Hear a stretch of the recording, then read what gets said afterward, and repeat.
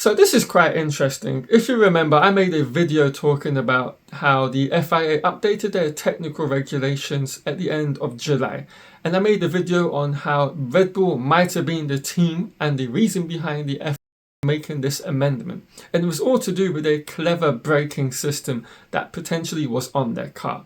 Well, over this weekend, we've had not only Peter Wisdom, but Craig Scarborough on Twitter or X, however you want to put it, state that they may have found the particular system which their Red Bull car would have had on them. And what we're going to be doing in this very video is breaking down what that system was and how not only would it have benefited the team, but also the negative effects it would have had if they've had to have taken it off the RB20. Now, before we get into discussing and explaining this system, I have to state two things. Number one, we do not know with any certainty whether Red Bull had this on the car at any point in the season, and their mechanic came out and said the same thing. But I have to take what he says with a pinch of salt, because no team member is going to come out into the public domain and say, yeah, my team had this system on the car and now we don't. But second of all to all of this is this important point. If they had it on the car prior to the technical regulations being updated, it was perfectly legal for the team or any team to do so. And nothing can nor should be done with regards to all of their points picked up in time. So having said all of that, let's jump right in and go over what this braking system is that potentially they might have had on the car and how it positively and negatively would have affected the RB20 in their braking setup. So Red Bull with the RB20 potentially could have been running a clever rear cross brake inertia valve, or for a more simple name we can just call it the T-splitter as Scarbs does, before they had to remove it. And this is something that could hypothetically given a little hint as to what has troubled him since that moment, and that's the turn-in of the RB20 if they've had to remove this particular system from their braking system. Now, one thing to state, this is a system which is in a sense housed at the rear end of a Formula 1 car, in this case the RB20, and it's the rear brake system where everything is partially set up because of course the MG UK and all the electrics are used at the rear end of the Formula 1 car. It's where all the braking systems initially are stored. And not only that, this also ties into what Craig Scarborough said over on X or Twitter with regards to this system and how it not only made sense with these technical regulation changes underlined, but also it's an aspect of the Adrian Newey paddle brake or the paddle shift from the late 1990s with regards to the McLaren system on the car, where that car had three pedals on the car. It had a acceleration, a brake, and of course this third one which was to do with the system that was installed on that before they had to remove it. Now, it's like a return of the Newey fiddle brake, but it's automatic and also creating a turn-in moment with the rear brakes. And basically a simple weighted valve in the rear brake splitter could do this, altering the effort between the calipers as the car turns. And this is something which was worded in the updated technical regulations when it was reworded at the end of July, where the new wording introduced in pink was a system or mechanism which can produce systematically or intentionally asymmetric braking torques for a given axle is forbidden.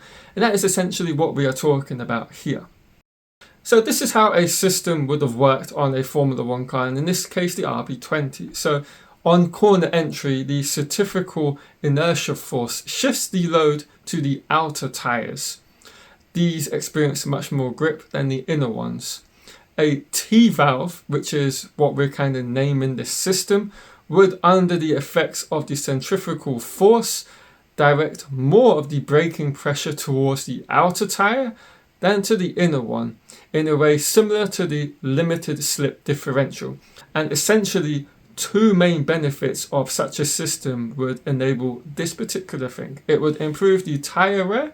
The inner tire locks up less for starters, and also better braking, and you'd fully exploit the grip of the outer tire. So that would be quite a benefit in not just qualifying, but more importantly over a race distance across every stint, with having better tire wear, but also being able to utilize the brakes a lot more to their potential. You're going to gain a much more dramatic effect out of your whole Formula One car.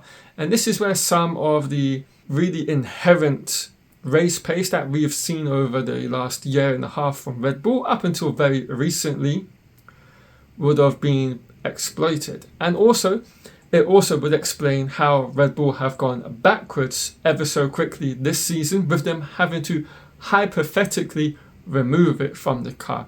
And everything that this system could potentially do would fully explain not only the advantages that they had last year as well as at the beginning of this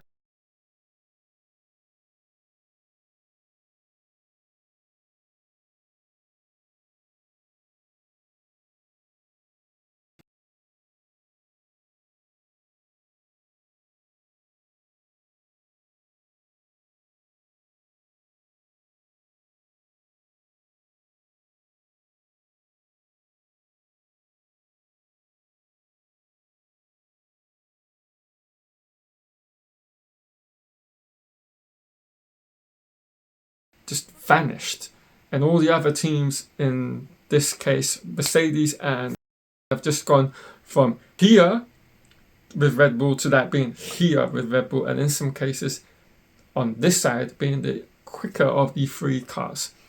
And so it does make sense, but of course, as I stated, this is all a hypothetical situation. Yes, it explains everything perfectly, but no, we don't have any confirmation from the team, nor will we ever get it unless the FIA come out and say, yes, Red Bull were doing it, or no, they weren't, but another team was developing something like this, or another team did have something like this already on their cars this season. But nonetheless, it's an interesting discussion to have and to make a video on, and whether it's true or not, I thought it was quite an interesting topic to cover on the channel. And I'm going to wrap the video up here, guys. I hope it's been an informative one and you've enjoyed learning about something a little bit different than what you might see on other Formula One channels over on YouTube. Of course, if you've enjoyed the video, do give it a like down below. Comment anything that you have with regards to not only Red Bull, but the teams that might have been using this particular system. And if you're new and have enjoyed the content that you've watched, do subscribe to the channel down below and turn on notifications. Right, everyone, I'll catch you all later on this week with some more Formula One videos.